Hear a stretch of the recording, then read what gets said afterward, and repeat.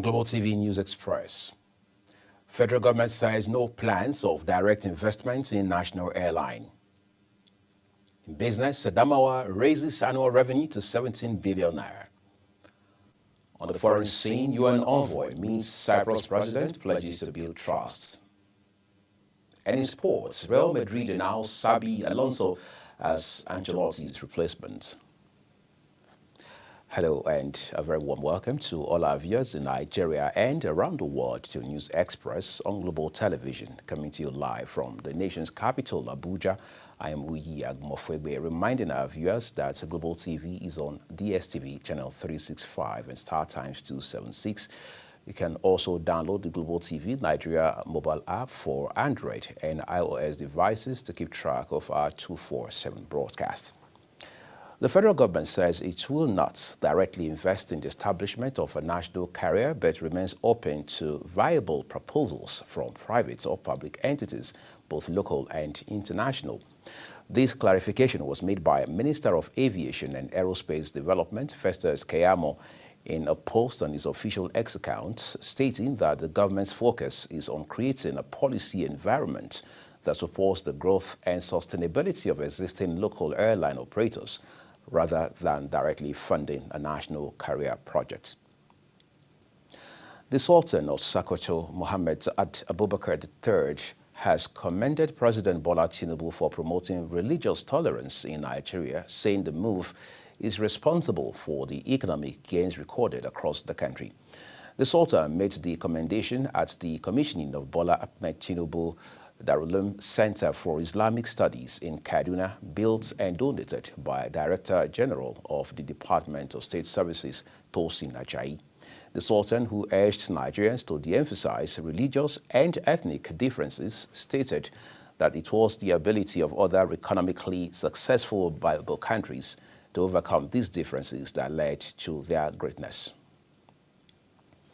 Let's talk a bit of politics now. The North Central All Progressives Congress, APC Forum, has raised concerns over the worsening humanitarian crisis in Plateau and other parts of the country, blaming the Ministry of Humanitarian Affairs and Poverty Reduction for what it described as a poor and ineffective response. In a statement issued by its chairman, Saleh Zazaga, the forum accused the minister, Professor Netawe Yiltauda, of failing to rise to the occasion, particularly in his home state of Plateau, which continues to suffer from violent attacks by armed herdsmen and bandits.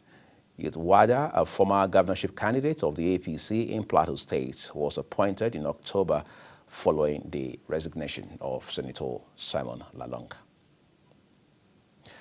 Before any meaningful conversation begins in Igbo land, one sacred item must be presented, the kola nut known as Oji Igbo. It symbolizes peace, respect, and hospitality, as well as carries deep cultural and spiritual meaning. Our correspondent Amarachi Ibe visited Avu Autonomous Community in Owerri West, where elders performed the traditional kola nut ritual and shared insights into its significance. In Igbo land, kola is very, very important to our what? Visitors. This is what we use in order to receive our visitors with a good word, mind, to show that we are happy. At the heart of every Igbo gathering lies a sacred ritual, the presentation and breaking of kola nut, known as Iwoji.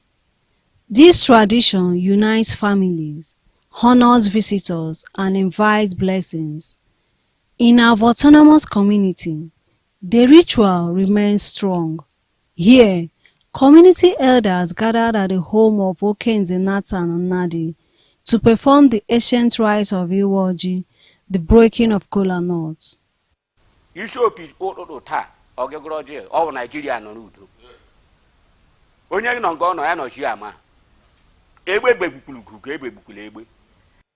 The ritual is deeply symbolic. The kola nut is never cut with a knife, but broken by hand, and by only an elder or a titled man.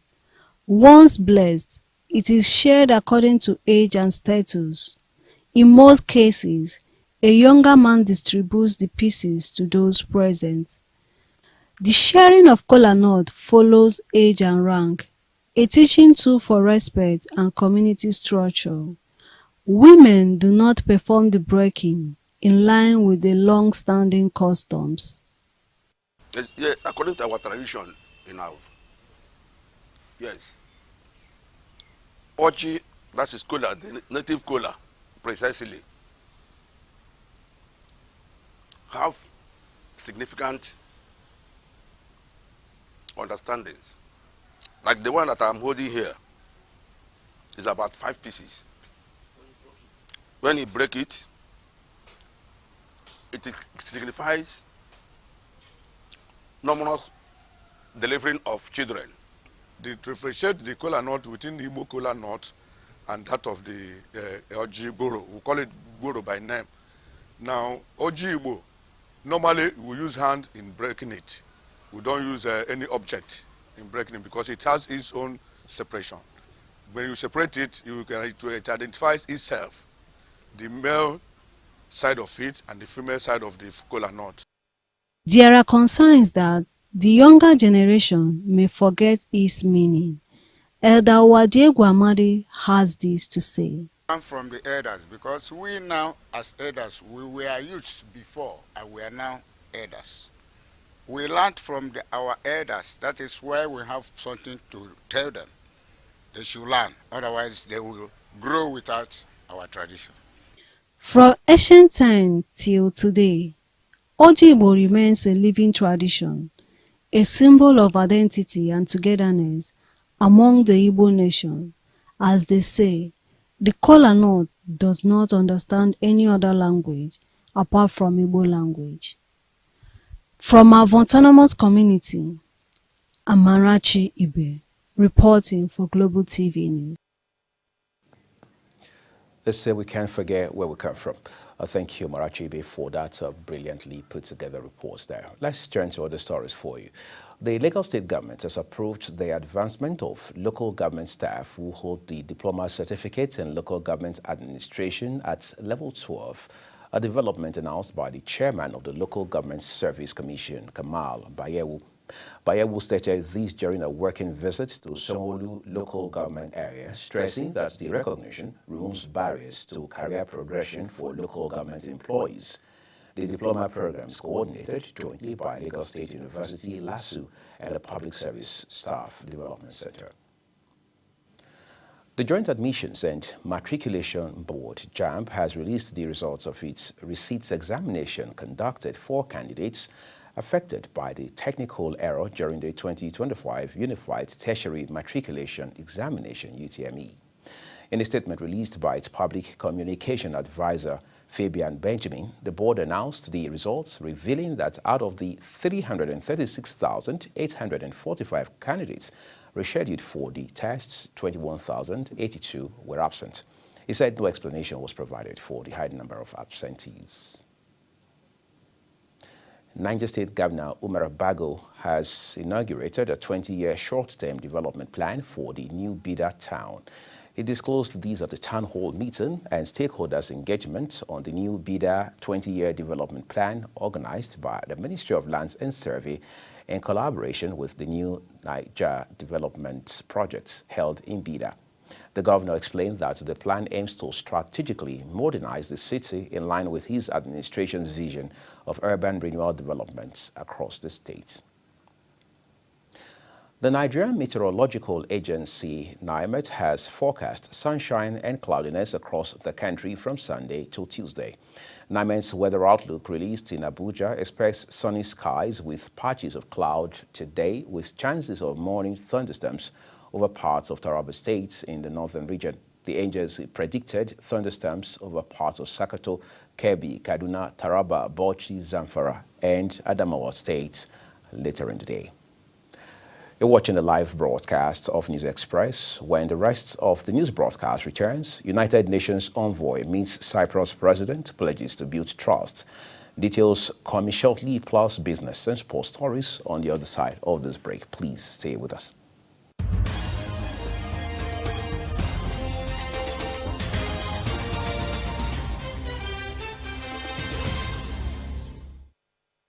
Do you know that Global Television can be watched in Nigeria and all over the world? Download the Global TV Nigerian mobile app for Android and iOS devices to watch Global Television real-time from around the world. What are you waiting for? Start downloading and stay connected to Global Television.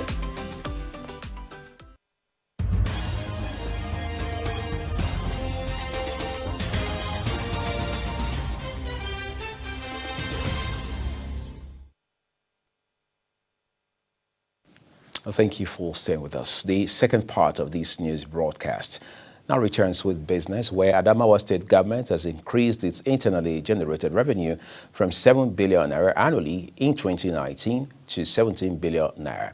Special advisor to the governor, Amadou Fintri, on revenue services, Chiwaren Abubakar, disclosed this in a live radio program aired on Adamawa Broadcasting Corporation in Yola, the state capital. Abubakar stressed that upon Amadou Fintri becoming governor in 2019, the state was securing 7 billion naira as annual revenue. Chairman of Mojek, a leading meter manufacturer in sub-Saharan Africa, Mojishola Abdul, has commended President Bola Tinubu's Nigeria First policy, which bans the importation of products that could be produced locally. In a statement, Abdul described the policy as a bold and visionary move that signals a new dawn for Nigeria's industrial and economic advancement. Speaking on the policy, which prioritizes the patronage of locally manufactured goods and services, specifically in government procurement, Abdul stated that President Tinubu's Nigeria First policy is a strategic and transformative initiative that will unlock the vast potential of Nigerian industries. Socio-Economic Crisis and Accountability Project SARAP has filed a lawsuit against the Central Bank of Nigeria over the failure to disclose the details of any direct payments to the 774 local government councils in Nigeria, including the amount sent to each council. SARAP's suit followed a landmark judgment by the Supreme Court last July, which held the allocations from the Federation account with the CBN must be paid directly to democratically elected local government councils, and that no governor has the power to keep, control, or use the money meant for the councils. Let's take it to the foreign scene now. Rescuers in Gaza say 6 people were killed and several more wounded in pre-dawn Israeli airstrikes in the north and center of the Palestinian territory this morning. Civil defense spokesman Mahmoud Basal said 5 people were killed in a strike on a home in Jabalia in the north, and another person was killed in a drone strike on tents sheltering displaced people west of Nuseirat in central Gaza. The Israeli military has stepped up its Gaza operations in recent days in what it has described as a renewed push to destroy Hamas. Russia has intensified strikes on Ukraine with the highest number of drones and missiles launched in a single night yet. Ukrainian officials say at least 12 people, including 3 children, were killed and dozens injured. The attack was the second large-scale assault on the country in 48 hours, coming a day after the Ukrainian capital, Kiev, had suffered one of the heaviest assaults since the start of the Russian invasion. A newly appointed United Nations envoy for Cyprus says she will work hard to ensure concrete progress in measures to build trust between Greek Cypriots and Turkish Cypriots in hopes of reviving moribund talks to heal the island nation's half-century ethnic division. Maria Angela Hogan said her week-long stay in Cyprus aims to generate tangible results ahead of a July meeting in Geneva that will bring together UN Secretary-General Antonio Guterres and Greek Cypriots and Turkish Cypriot leaders, along with top diplomats from Greece, Turkey, and the United Kingdom. We are agreeing that we have to work hard this month until the next meeting with the Secretary General in July, and to have some results in all the agreement that they had in the meeting in March. That was a very good atmosphere. The Secretary General continued to push for the Cyprus file, and I'm pleased to be here, and I am going to work very hard to have something concrete for July and to see what happens after. Trust-building measures include talks on opening new crossing points along a 180-kilometer UN-controlled buffer zone that divides a breakaway Turkish Cypriot north from a Greek Cypriot south, where the internationally recognized government is seated. Uyi Agmo. Time now to get some excitement out of the world of sports. Rafael Yedika and Club Brugge will aim to complete a domestic double in Belgium. The holders will host Royal Antwerp in their final game of the championship playoffs at the Jan Brejoels Stadium. Bruges needs to win the game to stand a chance of winning a second consecutive title. The stage is all set for the Premier League final day clash between Nottingham Forest and Chelsea this evening. Nottingham Forest welcomes the Blues at City Ground as both teams battle for a top 5 finish on the last day of the Premier League match day. 38 fixtures. The last time both teams met was last year in the reverse fixture. Still talking football, Real Madrid have confirmed Xabi Alonso will replace Carlo Ancelotti as their manager.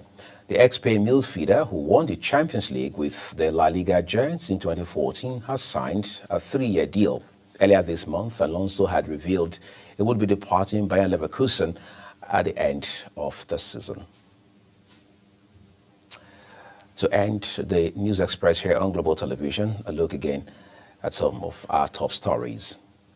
The federal government says it will not directly invest in the establishment of a national airline, but remains open to viable proposals from the private or public entities, both local and international. In business, the Adamawa state government says it has increased its internally generated revenue from 7 billion naira in 2019 to 17 billion naira in 2025. On the foreign scene, a newly appointed United Nations envoy for Cyprus says she will work hard to ensure concrete progress in measures to build trust between Greek Cypriots and Turkish Cypriots in hopes of reviving moribund talks to heal the island nation's half-century ethnic division. And finally, in sports, we told you Real Madrid have confirmed Xabi Alonso will replace Carlo Ancelotti as their manager. And that's all we have for you on News Express here on Global Television. A quick reminder that Global TV is on DSTV channel 365 and Star Times 276. Kindly follow us across all social media platforms now showing on your screen using @Global TV NG and the others. You can download the Global TV Nigeria mobile app for Android and iOS devices to keep track of our 247 broadcasts. I am Uyi Agmo, thanking you especially for watching. I will see you again.